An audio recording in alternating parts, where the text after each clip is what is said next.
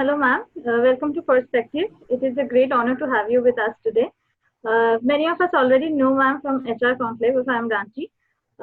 So, Rashmi ma'am has been an industry stalwart for over 20 years across multiple industries and major corporate houses like ITC, United Breweries, Thapar Group, and international organizations like ICRC, CAF International. She's also a certified master assessment expert, executive coach, and change management expert, and winner of the most influential HR leaders in India by World HRD Congress in 2016. Currently, she is the CHRO of the WAVE Group. We are extremely honored to have you with us today, and over to you, ma'am. Thank you. Thank you.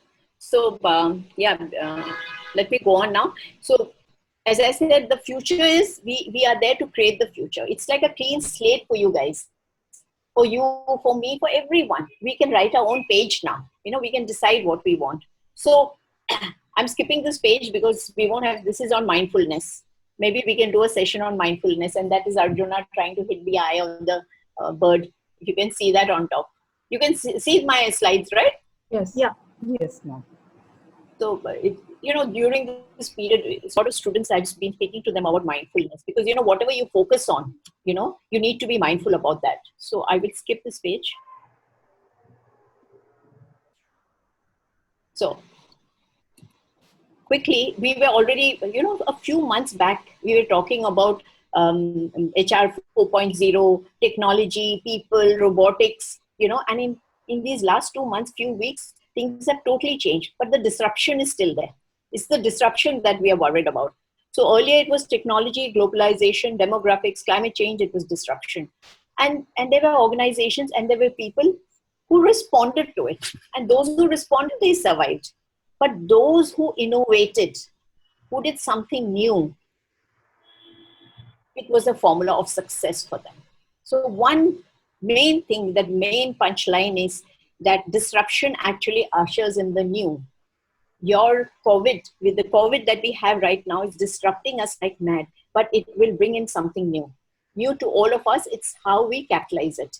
So there are some examples over here, which I'm not going through. Paytm and Uber, they all capitalized on the adversity. They made it an advantage.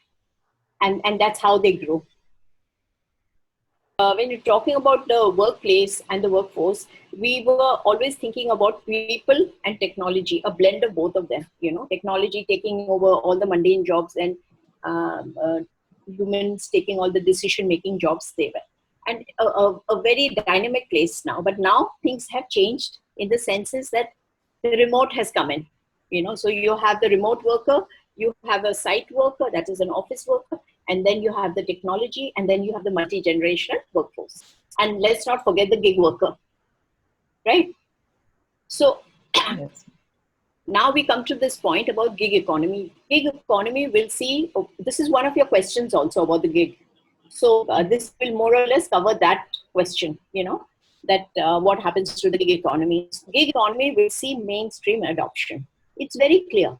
It's very simple as things stand now. Because, now most organizations, if you look at most of the industries that you look at, everybody has a cash flow problem, right? Business is at a standstill, whether it's a daily worker or a big business.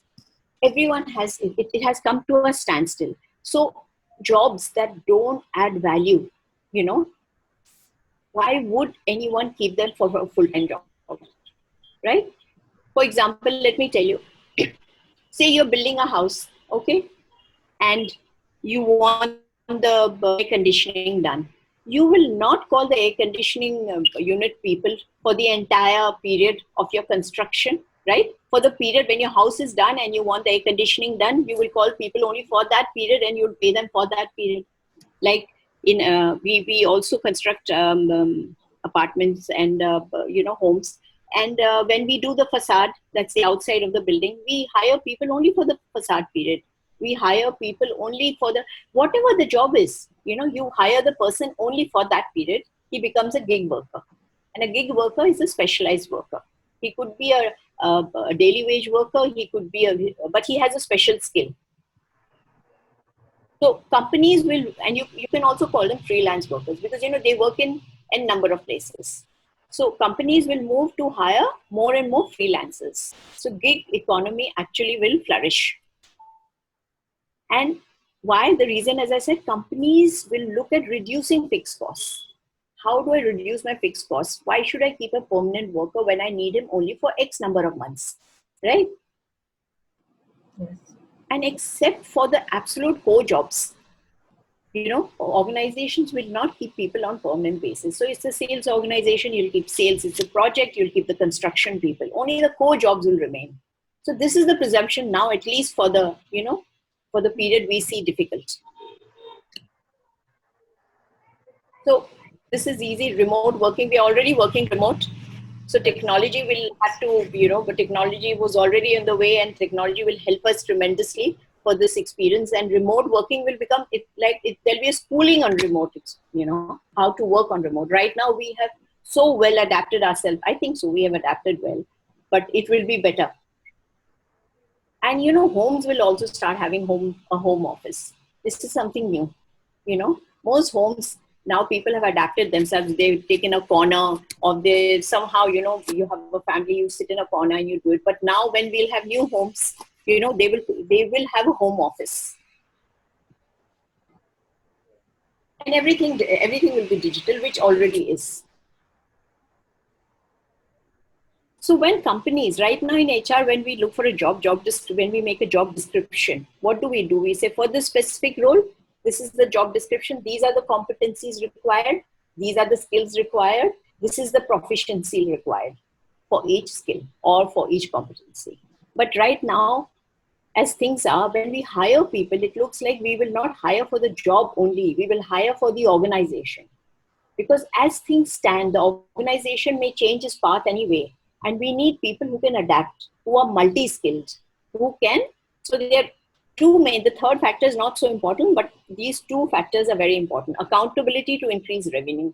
This person whose job description I'm writing, will he help me increase my revenue? Will he help me optimize my cost?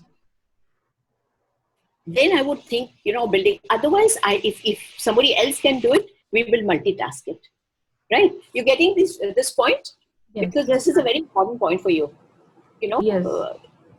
So why skilling is so important, that because if I have a role, if this person is just doing an operational cost and he doesn't increase my revenue, he doesn't optimize anything, he doesn't bring productivity and a competitive advantage, he would be an extra person for me, right? I would rather have a gig worker for that. Yeah? Yes. Even if you start your own setup, yes. I have one question. So, apart from the core jobs, as you mentioned, all other types of jobs will be transforming to gig jobs. So, many people are afraid of losing their jobs right now because maybe they do not belong to core jobs. So, how are people going to handle this pressure that they have to transform to a gig worker and not lose their jobs at the same time? So, how people are going to handle this pressure and at the same time reskill themselves to turn into a gig worker? See, first of all, we are already in that position where if they have to lose the job, see, organizations are going for three things. They're already going for pay cuts. They have to survive. So the main target in front of the organization is cash flow. To survive X number of months, they need X cash flow. So they have to reduce the cost. So there are pay cuts happening here, there, everywhere. Then there's a furlough going on. Furlough is when you furlough leave, you send people on leave without pay. That is going on. And there are some organizations, as you said, that people are losing jobs, like in the travel sector. Then you have in the hospitality sector. So it's a domino effect, right? So if there's no travel, there's no hospitality, there are no restaurants, then the retail goes down. So if the domino effect is there in those places where there's just no business, why would they keep people? So that losing jobs, we are already into it. Right now, it's for those people, if they start. So you have two types. One, you have a person who's already lost his job, right? So what should he do?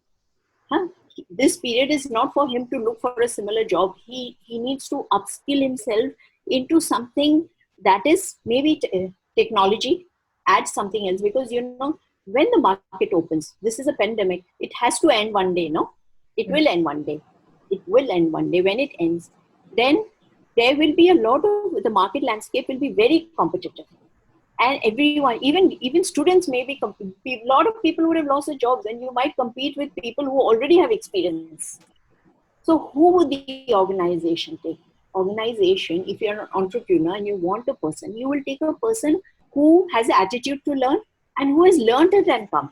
You know, let me give you an example. We take a lot of engineering graduates, right? Engineering, because we have a lot of construction work going on. So there are people from the civil, electrical, mechanical people who come in. So if I would look for more people in the civil, I would look for a person who doesn't have only technical knowledge, but who has techno-commercial knowledge. He should be able to calculate the labor efficiency. He should be able to look into the commercial side also. So what I'm trying to tell you is, beside your core skill, you should have some additional skill that will add value to the job, which will help the organization. So when he chooses between you and the other, whoever is competing with you, you would have some added value to give, right? And you can always be a survivor if you have some added value. Only if you stick to your core competency is just not enough. And the best part is that you have the opportunity now. You know, otherwise there's a time factor involved, right? Then there's the money factor involved also. I can give you a list. Yesterday I sent it out to my, team, not my team, to the entire organization. A lot of e-learning courses, which the best universities in the world, like Stanford, Harvard, Columbia, they've given this for this period forward. They are giving these courses free, you know, up to 6 weeks or maybe more. They're free courses. If you want, I'll share them with you. And maybe you already know about them. And after you finish those courses, if you want to get your certificate on that, which I would always ask you to do, you would have to pay for that. And it's not very, I mean, you know, it's okay. I mean, you know, you're sitting at home, you have the time, you're getting it from the best university. Why not do it? And then you might have a passion to do something extras like design thinking and analytics. These are things that you should, but try to get a certificate on them. You know, a course that is not proctored and that is not certified doesn't hold much value in the HR, right? Yeah.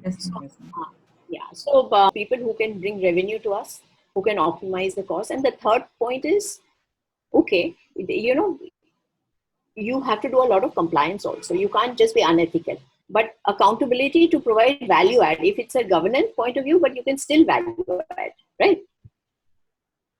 Then new jobs will be created. So we already spoke, there'll be new jobs that will be created. The wellness sector, health sector, pharma sector, they will really create more jobs.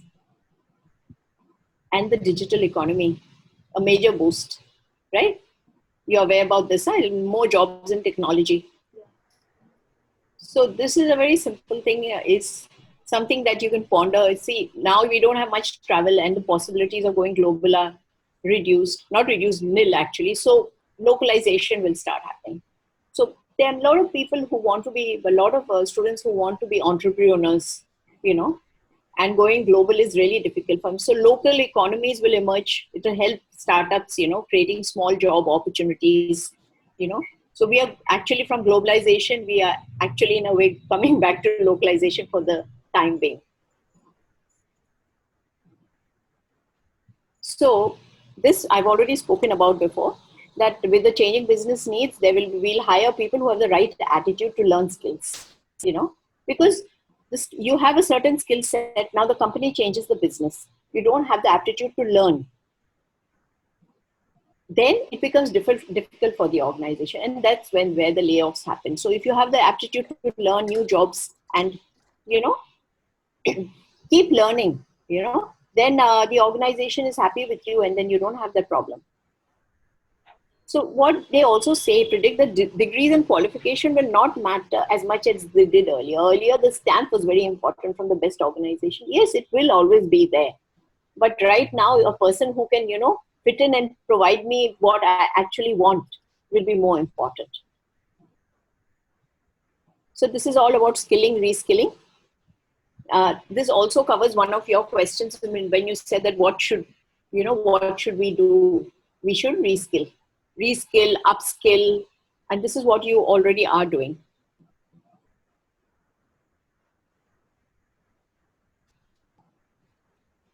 So what was also happening is that when fresh graduates were joining organizations, they would go through a long period of learning, initial learning program, ILP. Now, it is predicted that all that will be reduced. People have to be future ready already. You need to work outside the system, get yourself ready. Thanks to technology, there are a lot of mentors around. You can get yourself ready. There's a lot of material around. Thanks to Google and you have to get ready for the system. You cannot expect that you go to an organization and sit on a bench for 6 months and then they do the induction and train you, unless that organization is just booming. Nobody is going to spend so much on that. Even internships will become less and less now. So I'll come to this future fluency later. Okay, this is with your HR question. So this is one of the things that I always tell people that, right now what we need is resilience. So when you have resilience, there are 4 factors that I've included.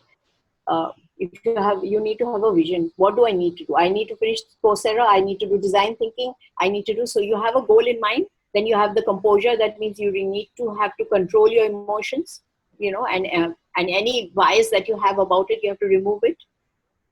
Then the tenacity is to bounce back and persistence. And lastly, and the most important one, is your health. In fact, health is so important. When you go back after the COVID period, you should be stronger than before. That's 100% you have to make. You have to be smarter than before, stronger than before. They make this, use this opportunity to build your health, exercise your mind, exercise your body, do your fitness programs. All that will help you in your learning process. Because if you just sit at the table and without any vitamin D or not going out, you will not. Just exercise yourself and be so strong when you come out. You should be like so fresh. Get ready for the kill.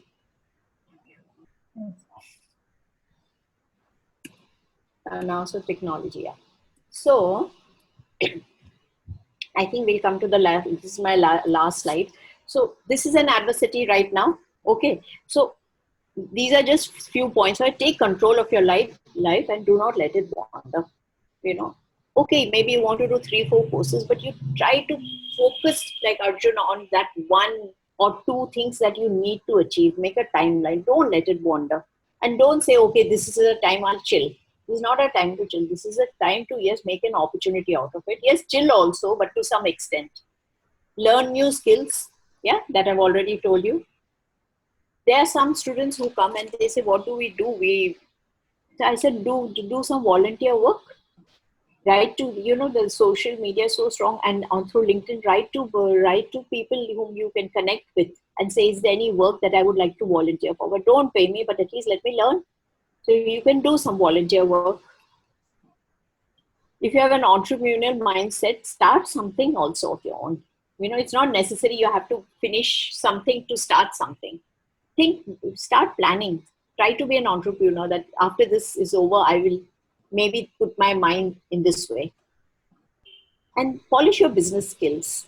So see, when you go to an office, like email writing, business communication, all that is very important.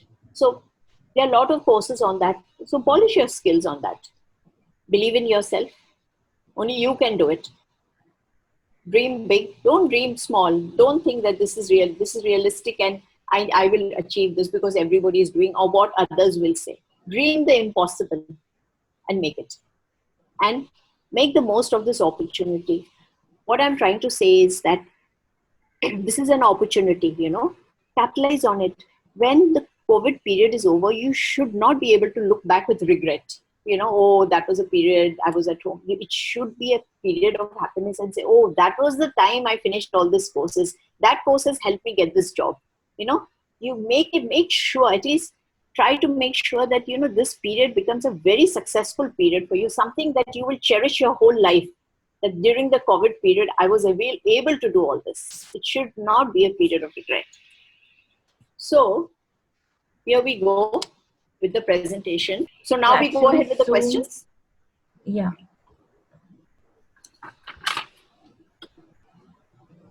So the first question I remember was on how do you connect with, what was the first question?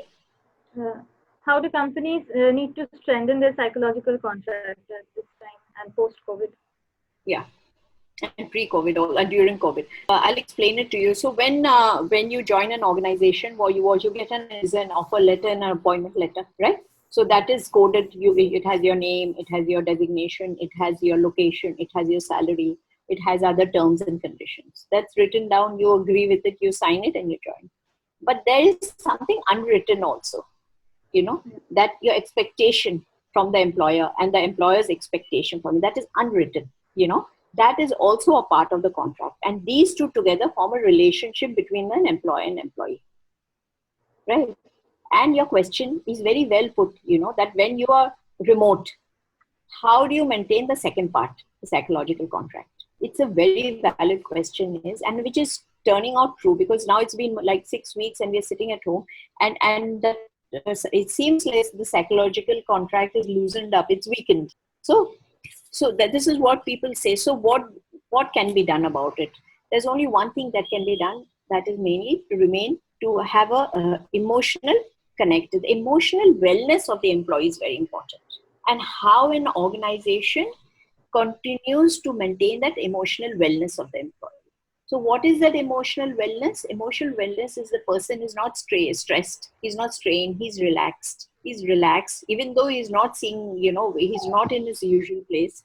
He's emotionally fit, so he's motivated, and if he's motivated, he's productive, and that serves the purpose. So emotional wellness can only be done if you have very regular, if you're connected very, in a very structured manner. You need to have, like we have in our organization, we have a framework for communication. It's not that ad hoc communication goes on once in a while, emails or something. There is a communication framework. There's a strategy at different levels, that on an X day, the leadership will be writing a mail, or there will be a Zoom call. Then you have the HODs, they have their Zoom calls, and they have their, whatever the messages, and then the team within itself.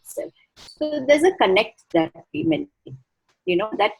And so what does the employee feel? The employee feels that, okay, there's someone holding my hand, there's somebody with me, and because these are uncertain times, unpredictable, uncertain, unprecedented times. It's very difficult to sit in front of the laptop and not have anybody, where we are used to people connecting with each other in the offices. So emotional wellness is very important. Now, there's another thread that is very important, is that emotional wellness will be maintained if there is trust.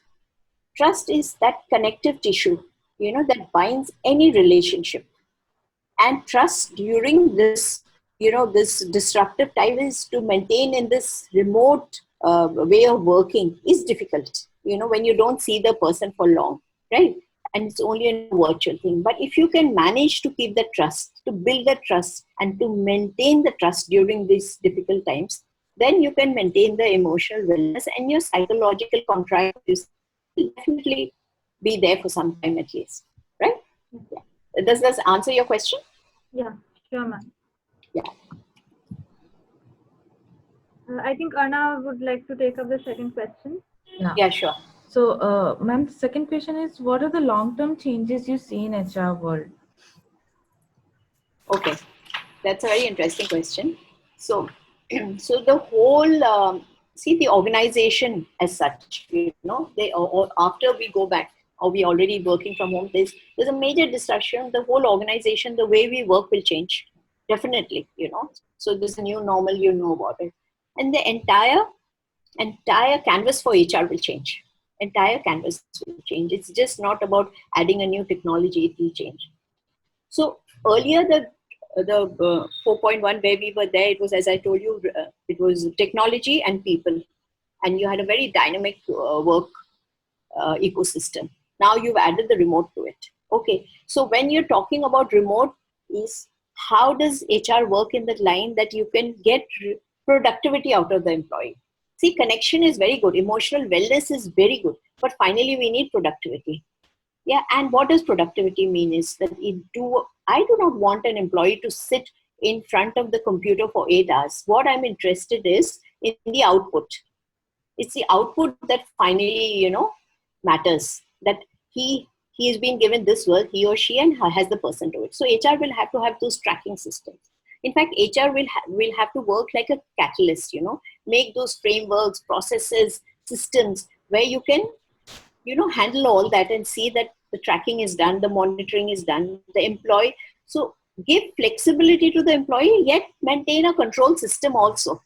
So that comes from the remote part. And as it goes along, there will be more and more to it, but maybe it might become easier. On the office part, there will be people who will be coming to the office. Now, at least for the next 2-3 years, and what we see, social distancing will be a major issue. How you work in office, it will not be that you can make anyone sit anywhere. All these small things like keeping people 6 feet apart, make people walk all in one clockwise direction so that they don't interact with each other. Meeting rooms, people don't more than 2-3 people, not all this operational part also will come in again. So you have to balance and then the technology. So these are the things that will have HR will have to work as a catalyst and have all the processes in place so that, you can carry it out. Now, from the talent point of view, I've already told you, talent will always be required. And talent, they will look for people, not for the job. They look for the people for the organization. The people who can optimize costs, who can bring in profitability, who can, get a competitive advantage for the organization. So that is as far as talent goes. Now, what else is there? Yes, trust. HR will have to build a trust with all the employees. And that I told you is the only connective issue in relationships. And one more point I would like to add, that is future fluency. HR leaders will have to be future fluent. Future fluent, I don't know if you've heard of this word before, future fluent. Anybody has? No, ma'am. No. Yeah. So what is future fluent? Future fluent is a person who is always embracing innovation. It's not like I've started something new, I'm working on this project and I'm done for the year. No, you are continuously embracing innovation. And then you are always looking at a fresh perspective. Do I do this way? How do I change status quo? How do I do this differently so that it becomes cost effective? So think in the business point of view. So you embrace innovation, you look at fresh perspectives, you use data and analytics, and you bring about a constant change. So the process of HR would be a lot of change management. How do I do things differently? How can I improve? It would not be constant as such. And so future fluency, it's not only a mindset, it's a skill set, and it's also a capability. It's a mindset, skill set, and a capability that we all will need to develop. And I think most people already have it. And to have it, you need agility. You cannot sit on one perspective for so long, or, on one innovation. You have to move on. So it is agility that is required, resilience and perspective. Agility, resilience and perspective will make you future fluent. So these are the things right now that comes to us from the HR world, is a mix of all this, a little bit of business, a lot of technology, little bit of operations will be there. And then, of course, to be very futuristic. That answers your questions, Anna? Yes, ma'am.